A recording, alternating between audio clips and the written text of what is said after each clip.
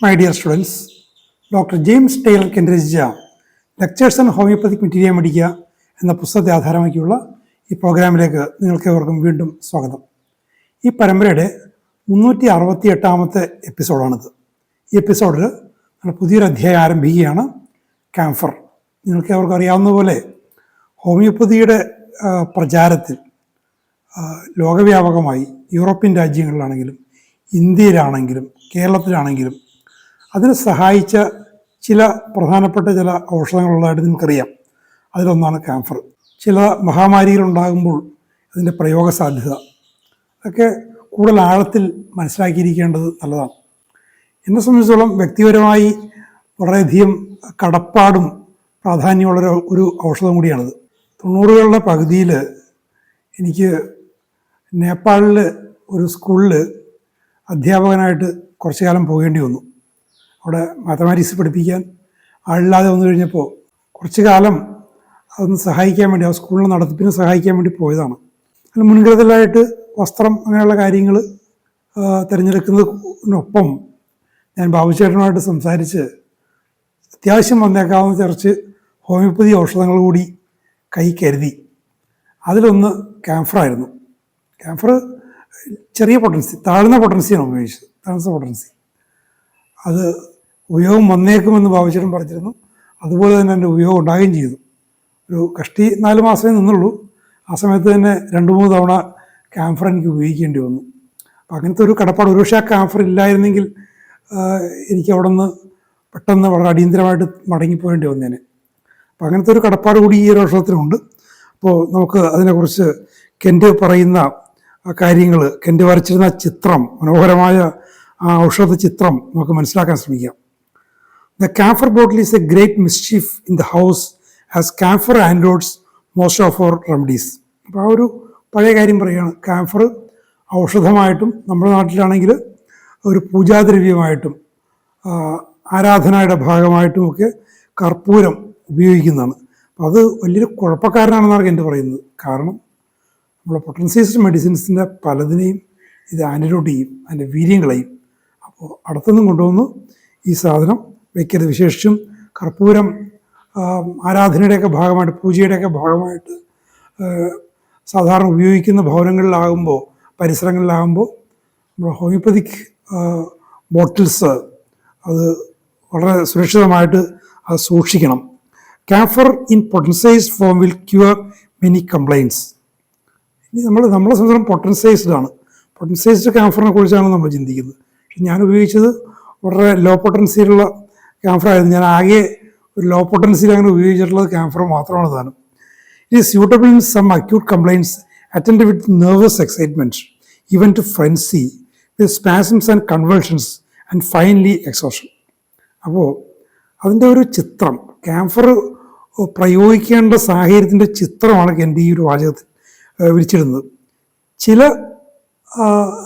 Acute കണ്ടീഷൻസിൽ, എല്ലാത്തിനും ചില കണ്ടീഷൻസിൽ എങ്ങനെയാണ് ആ കണ്ടീഷൻസിൽ ഉള്ള ഒരു ആസ്പെക്റ്റ് പറയുകയാണ്. വല്ലാത്ത ഉത്തേജിതാവസ്ഥ, നാഡീപരമായ ഉത്തേജിതാവസ്ഥ, അത് ഒരു മതിഭ്രമത്തോളം, വിഭ്രാന്തിയോളം ഒക്കെ എത്തുന്ന തരത്തിലുള്ള ഒരു ഉത്തേജിതാവസ്ഥ, വലിച്ചു കോച്ചലുകൾ, ശരീരത്തിൽ അനിയന്ത്രിതമായ ചലനങ്ങൾ, അവസാനം ആകെ തളർന്നു പോകൽ. The camphor state is one of convulsions or coldness. കൺവൾഷൻസും അല്ലെങ്കിൽ തണുപ്പ്. ഇത് ആ തണുപ്പെന്നുള്ള ആസ്പെക്റ്റ് അതിലേക്ക് വരികയാണ്. വലിച്ചു കോച്ചലുകൾ അല്ലെങ്കിൽ തണുത്തിരിക്കുന്നൊരവസ്ഥ. ഇതിലൊന്നായിരിക്കും ക്യാംഫർ സ്റ്റേറ്റ് എന്ന് പറയുന്നത്. അത് മനസ്സിൽ വെച്ചേക്കണം.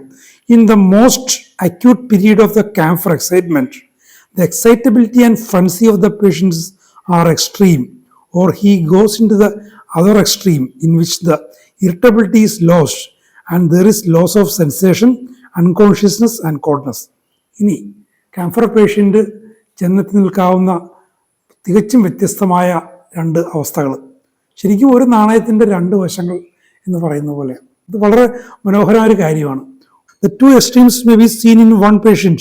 ഉണ്ടോ? അതാണ് രണ്ടും ഒരേ രോഗിയിൽ കണ്ടേക്കാം. ആണ് രണ്ട് വശങ്ങൾ. ആ രോഗചിത്രത്തിൻ്റെ, അയാളുടെ ഡിസീസ്ഡ് സ്റ്റേറ്റിൻ്റെ രണ്ട് വശങ്ങളാണത്. One earlier and the other later.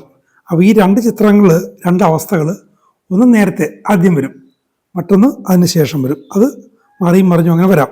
He may go from extreme of mental excitement and violence to one of prostration and exhaustion in which the body is blue and cold and yet must be uncovered. ഉണ്ടോ? ഇനി അതൊന്നുകൂടി കണ്ട് വിസ്തരിച്ച് പറയുകയാണ്. ഇയാൾ ഒരു extreme, എന്താ, മാനസികമായ ഉത്തേജിതാവസ്ഥ, വളരെ വയലൻ്റ് ആകുന്ന ആൾ. ഇനി മറ്റൊരവസ്ഥ, ആളാകെ തളർന്ന് കിടന്നു പോകും, പ്രൊസ്ട്രേറ്റഡായിട്ട് കിടന്നു, തളർന്ന് കിടന്നു പോകുന്നു, ആകെ ക്ഷീണിച്ച് അവശതയിലായി പോകുന്നു. ആ അവസ്ഥയിൽ എന്താണ് അയാളുടെ ശരീരത്തിൻ്റെ അവസ്ഥ? Body is blue and called. ശരീരം തണുത്ത് നീലിച്ചു പോകുന്നു. ഇനി എന്താണ്? Yes and yet must be uncovered.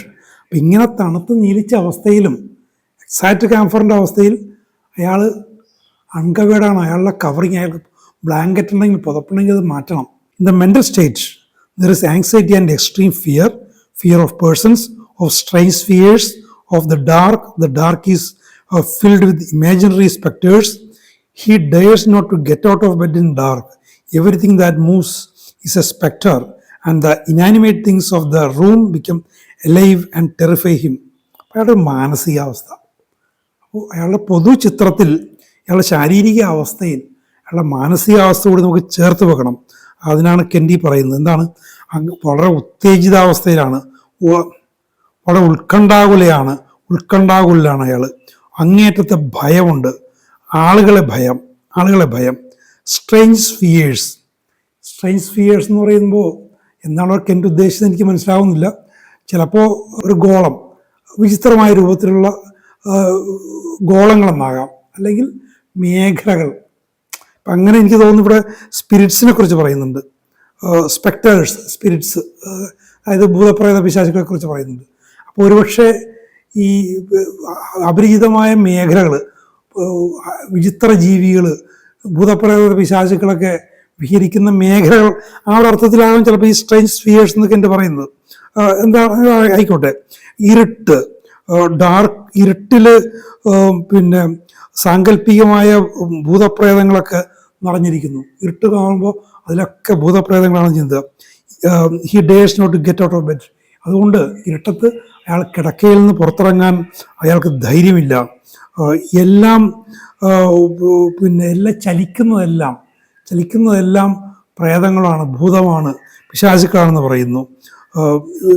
മുറിയിലെ ഇനാനിമേറ്റ് തിങ്സ്, അചേതന വസ്തുക്കൾ, ജീവനില്ലാത്ത വസ്തുക്കൾ, ഫേർണിച്ചർ, അങ്ങനെയുള്ള സാധനങ്ങൾ, അതൊക്കെ ജീവനുള്ളതായിട്ട്, അതൊക്കെ ഈ വിചിത്ര ഭീകര രൂപികളൊക്കെ ആയിട്ട് വന്നിട്ട് അതൊക്കെ അയാളെ ഭയപ്പെടുത്തുന്നു.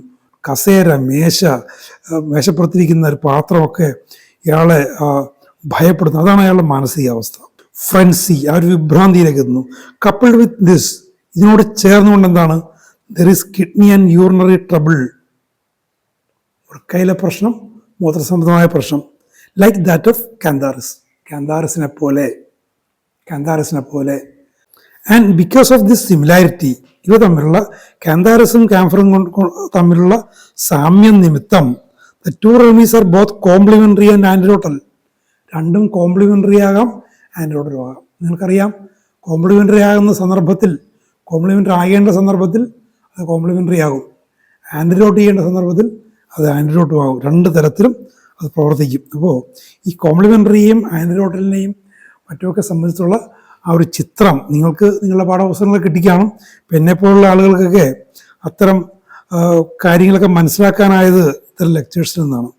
If a woman has poisoned herself with cantharis കൊണ്ടുള്ള ഒരു വിഷബാധ ഏറ്റാൽ ഒരു സ്ത്രീക്ക്, and there is present in the frenzy and excitement, അവിടെ നമ്മൾ ഈ ക്യാംഫറിൽ കണ്ട പോലെ ഒരു വിഭ്രാന്തിയും ഉത്തേജിതാവസ്ഥയും ഉണ്ടാകും.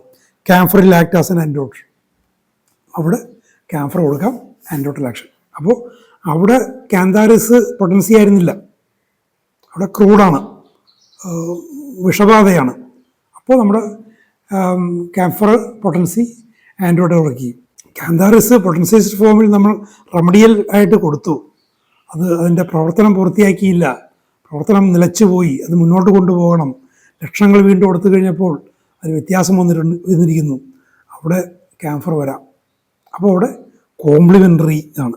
അത് ക്രോണിക് ഡിസീസസിൻ്റെ ട്രീറ്റ്മെൻറ്റിൽ സ്ഥായിയായ രോഗങ്ങളുടെ, വിശേഷിച്ചും സൈക്കോസിസ്, സിഫിലിസ് ഒക്കെ കൂടിക്കുഴഞ്ഞു കിടക്കുന്ന അവസ്ഥയിൽ പലപ്പോഴും നമുക്ക് ഈ ഒരു സിമിലിമം തിരഞ്ഞെടുത്ത് അതിൽ മാത്രം മുന്നോട്ട് പോകാൻ പറ്റില്ല. പലപ്പോഴും ചില ഘട്ടങ്ങൾ ആൻറ്റിഡോട്ട് ചെയ്യേണ്ടി വരും, ചിലപ്പോൾ കോംപ്ലിമെൻ്റ് ചെയ്യേണ്ടി വരും. അങ്ങനെ ആൻറ്റിഡോട്ട് ചെയ്തും കോംപ്ലിമെൻ്റ് ചെയ്തും ആവശ്യമായ ഘട്ടങ്ങൾ റിപ്പീറ്റ് ചെയ്തുമൊക്കെയാണ് ഇത്തരം സങ്കീർണാവസ്ഥകളെ മുന്നോട്ട് കൊണ്ടുപോകണം. അപ്പോൾ ഇത്തരം ഔഷധങ്ങൾ, അത്തരം ബന്ധങ്ങൾ അതിൻ്റെ സൂക്ഷ്മതകൾ നമ്മൾ മനസ്സിലാക്കിയിരിക്കുന്നത് എപ്പോഴും നല്ലതാണ്.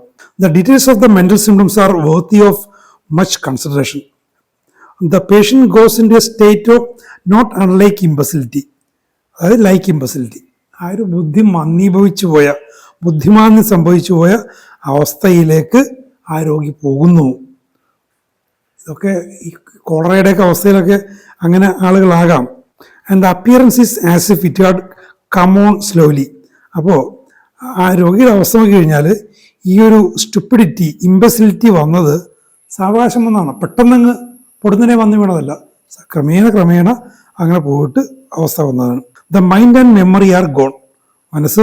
മനസ്സിനെ പിടിവിട്ട് പോയി, ഇത്രയും ഫ്രൻസീഡ് ആകുന്നു, ഓർമ്മയും പോയി, ബോധം പോയി. ഈ ക്ലോസസ് ദ ഐസ്, കണ്ണടച്ചു പോകുന്നു. സീമിംഗ്ലി അസ്ലീപ്പ്, നോക്കിക്കഴിഞ്ഞാൽ ഗാർഡനിദ്രയിലാണ്. ആൻഡ് ആൻസേഴ്സ് നോ ക്വസ്റ്റ്യൻസ്, ഇനി ചോദിച്ചാൽ മറുപടി പറയുന്നില്ല. ആളുകൾ ഭയപ്പെട്ടു പോകും. Deliveries with the heat, rage and mania. ഇനി ചൂടിൻ്റെ ഒരു അവസ്ഥയിൽ അയാൾ വല്ലാതെ വിഭ്രാന്തി കാണിക്കുന്നു, രോഷം കാണിക്കുന്നു, ഒരു ഭ്രാന്ത് പോലെ തന്നെ കാണിക്കുന്നു. Wants to jump out of bed or out of the window. കിടക്കയിൽ നിന്നും അല്ലെങ്കിൽ ജനലിലൂടെയൊക്കെ ചാടി പുറത്തു പോകാൻ ശ്രമിക്കുന്നു. Screams and calls for help, കരഞ്ഞു വിളിക്കുന്നു, എന്നെ സഹായിക്കണേ എന്നൊക്കെ പറഞ്ഞ് കരഞ്ഞു വിളിക്കുന്നു. അപ്പോൾ ഇത് ചൂടുമായിട്ട് ചേർന്നാണ് ഇത് വരുന്നത്, തണുത്ത അവസ്ഥയിലല്ല അത് വരുന്നത്, ചൂടുമായിട്ടുള്ള അവസ്ഥയിൽ വരുന്നു. ടോസസ് ആങ്ഷ്യസ്ലി ഇൻ ബെഡ്, കിടക്കയിൽ കിടന്നോ ഉത്കണ്ഠ മൂത്തിട്ട് ഇങ്ങനെ മേലെ കീഴെ ചാടുകയും മറിയുകയും ഒക്കെ ചെയ്യുന്നു. Anxiety and almost loss of consciousness, വല്ലാതെ ഉത്കണ്ഠ, അയാളുടെ ബോധം മിക്കവാറും പോയി. These symptoms will indicate camphor in puerperal fever, in congestion of the brain, or in shock from violent inflammation of organs. അപ്പോൾ ഏതൊക്കെ സാഹചര്യങ്ങളിലാണ് ഇത്തരം ലക്ഷണങ്ങൾ ക്യാൻസറിനെ ഇൻഡിക്കേറ്റ് ചെയ്യുമെന്ന് പറയുന്നുണ്ട്. പ്രസവാനന്തരം ഉണ്ടാകുന്ന പനി, തലച്ചോറുണ്ടായിരുന്ന വീക്കം, മറ്റ് ശരീരാവയവങ്ങളിൽ വല്ലാതെ നീർക്കെട്ടുണ്ടായിട്ട് അതുകൊണ്ടുണ്ടായ ഷോക്ക്, അത്തരം സാഹചര്യങ്ങളുണ്ടാകുന്ന ഡെലിറിയസ് കണ്ടീഷൻ, ഈ ചാട്ടം, അബോധാവസ്ഥ, ഉത്കണ്ഠ, ഇതിനൊക്കെ ക്യാൻസർ കവർ ചെയ്യും. Confusion comes from the shock and comes from violence. ഈ പറഞ്ഞ പോലുള്ള ഇൻഫ്ലമേഷൻ്റെ കൊണ്ടുള്ള ആ ഷോക്കിനോടൊപ്പം ആശയക്കുഴപ്പം ഉണ്ടാകുന്നു. അതിനോടൊപ്പം വല്ലാതെ രോഷാകുലയാകുന്നു, അക്രമാസക്തിയാകുന്നു. The more violently the patient suffers, the sooner he is called.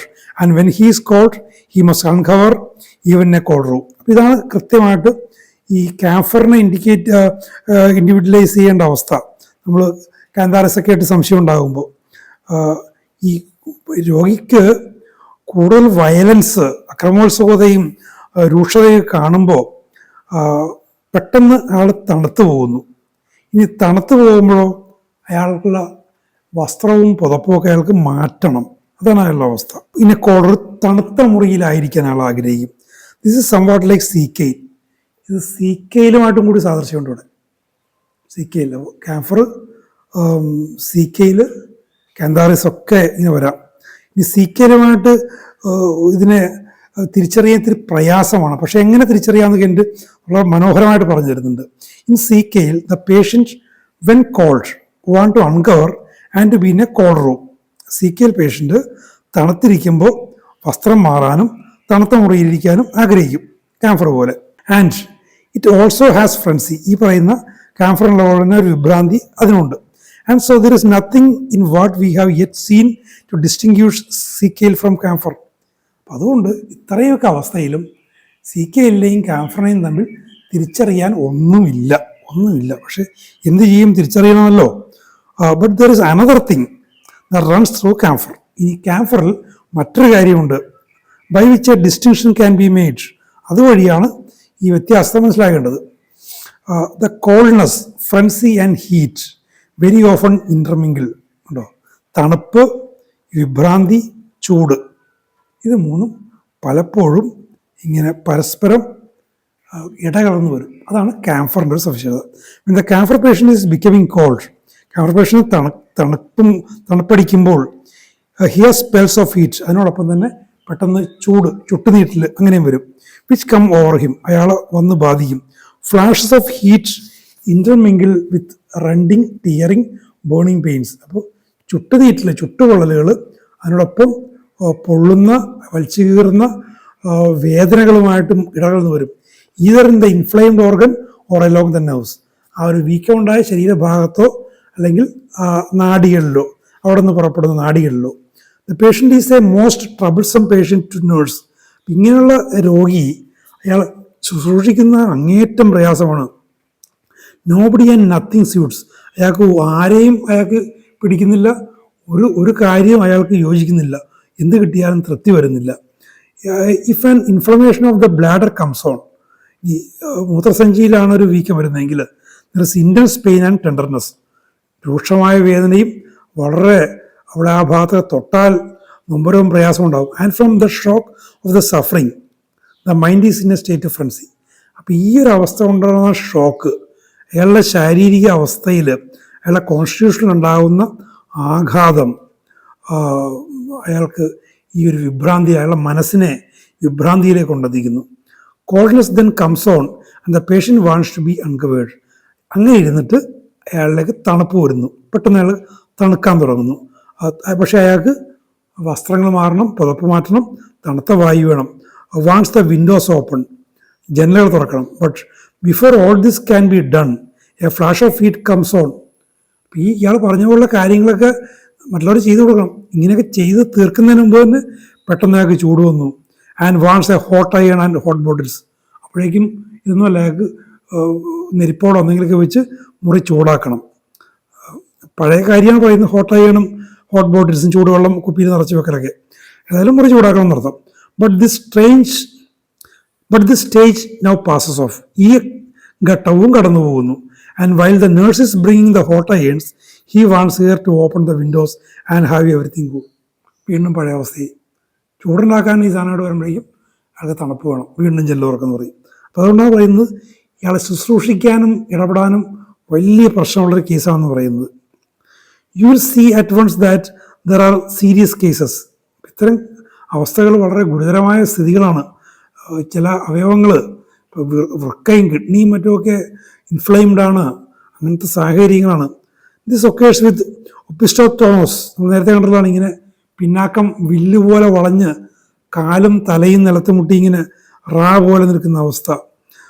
Convulsions, inflammation of the brain, വലിച്ചു കോച്ചലുകൾ, തലച്ചോറിൻ്റെ വീക്കം, കരളിൻ്റെ വീക്കം, വൃക്കയുടെ വീക്കം, മൂത്രസഞ്ചിയുടെ വീക്കം ഉണ്ടോ. ഇത്തരം കാര്യങ്ങളിൽ വീക്കം വന്നിട്ട് വലിച്ചു കോച്ചലുകൾ, ആളിങ്ങനെ പോലെ വളഞ്ഞു നിൽക്കൽ. അപ്പോൾ ഇങ്ങനെയൊക്കെ കരളിലും വൃക്കയിലും മൂത്രസഞ്ചിയിലും തലച്ചോറിലും ഒക്കെ വീക്കം വരുന്നു. അതിൻ്റെ ഷോക്കാണ് ഇത് വരുന്നത്. Coming on from violent shock and called with great exhaustion. ഇതിനോടൊപ്പം വല്ലാതെ തണുപ്പ് വരുന്നു, ആളാകെ തളർന്നു പോകുന്നു. അപ്പോൾ ക്യാൻസർ ആണെങ്കിൽ ക്യാൻസറിൻ്റെ കണ്ടീഷൻ ഉണ്ടാകണം. നമ്മൾ മറ്റു പല ഔഷധങ്ങളും ആ സാഹചര്യങ്ങളനുസരിച്ച് അയാളുടെ ലക്ഷങ്ങളുടെ ആ ചിത്രം നോക്കിക്കൊണ്ട് നമുക്ക് കൊടുക്കാവുന്നതാണ്. You will see this one who has worked for hours for his life ഉണ്ടോ. ഒരാൾ ജോലി ചെയ്ത് തകർന്നൊരു മനുഷ്യൻ, മണിക്കൂറുകളോളം ഓരോ ദിവസവും ജീവിതകാലം ഉടനീളം ജോലി ചെയ്ത് കഷ്ടപ്പെട്ട ഒരാൾ. And when the excitement is over reaction sets in and it is like a whirlwind. അപ്പം അങ്ങനെ ഒരാളിൽ ഇത്തരം അവസ്ഥകളിൽ ഉത്തേജിതാവസ്ഥ ഉണ്ടാകുമ്പോൾ അത് പെട്ടെന്ന് തീർന്നിട്ട് അതിനൊരു റിയാക്ഷൻ, ഒരു പ്രതിപ്രവർത്തനം വരുന്നു. And he's like a whirlwind, ഒരു ചുഴലിക്കാറ്റ് പോലെയാകുന്നു. He has worked until he's exhausted and now he's prostrated. ഇങ്ങനെ ആകെ ഉത്തേജിതാവസ്ഥയിലിട്ട് പിന്നെ അത് കഴിയുമ്പോഴേക്കും ആകെ പ്രൊസ്ട്രേറ്റഡായി പോകുന്നു. നമ്മൾ നേരത്തെ കണ്ട എക്സ്ട്രീംസ്, ഒരു ചിത്രത്തിൻ്റെ രണ്ട് വശം എന്ന് പറഞ്ഞ പോലെ ഈ രോഗിയുടെ രണ്ട് വശങ്ങളാണിത്. Cold and blue. അങ്ങനെ ആകെ തളർന്നപ്പോഴേക്കും താളെ തണുത്തവരയിച്ചു, ശരീരം നീലിച്ചു. Here is the sphere where the old woman with their camphor bottle has established a reputation. പണ്ട് കാലത്ത് ഇത്തരം കാര്യങ്ങൾ ഓൾഡ് വുമൺ മുത്തശ്ശിയുടെ കയ്യിലാണ് പണ്ട് ഔഷധങ്ങളുള്ളത്. ഒരു കുപ്പി കർപ്പൂരവും ഉണ്ടാവും, ആ കർപ്പൂരം കൊണ്ടൊന്ന് മണപ്പിക്കും. പക്ഷേ ഹോമിയോപ്പതിയുടെ വരവോടുകൂടി ആ ചിത്രം മാറി. But potentialized camphor will do more for him. ഇങ്ങനെ ക്രൂഡ് കർപ്പൂരം കൊണ്ട് മുത്തശ്ശി ചെയ്തിരുന്ന പണിയിനേക്കാളും വളരെ ഭംഗിയായിട്ടും വളരെ വേഗത്തിലും പൊട്ടൻഷ്യലൈസ്ഡ് കാംഫർ ചെയ്യും. It will put him in a refreshing sleep. അയാളെ നല്ലൊരു ഉറക്കത്തിലേക്ക്, അയാൾക്ക് സൗഖ്യദായകമായൊരു ഉറക്കത്തിലേക്ക് അയാളെ കാംഫറിൻ്റെ പൊട്ടൻഷ്യലൈസ്ഡ് കാംഫർ നയിക്കും. എൻ്റെ എത്ര മനോഹരമായിട്ട് ഇത് വിവരിക്കുന്നു. വേറെ എവിടെ കാണും ഇത്ര മനോഹരമായിട്ട് ഔഷധങ്ങൾ തമ്മിലുള്ള താരതമ്യം, അവ ഡിസ്റ്റിങ്ക്വിഷ് ചെയ്യാനുള്ള സൂക്ഷ്മമായ അറിവുകൾ, ക്രൂഡ് ഫോമിലുള്ള പഴയ നാട്ടുവൈദ്യത്തിൻ്റെ ഗൃഹവൈദ്യ പ്രയോഗവും ഹോമിയോപ്പതിയും തമ്മിലുള്ള ആ വ്യത്യാസങ്ങൾ, ഹോമിയോപ്പതി ഈ വൈദ്യത്തിൽ കൊണ്ടുവന്ന ആ ഒരു കുതിച്ചുചാട്ടം, അതിനെക്കുറിച്ചൊക്കെ നമുക്ക് ഉണ്ടാകുന്ന ആത്മവിശ്വാസം, ഇതുപോലുള്ള വളരെ മനോഹരമായ വിവരങ്ങൾ തുടർന്നുള്ള എപ്പിസോഡിൽ നമുക്ക് കേൾക്കാം. Thank you very much for watching.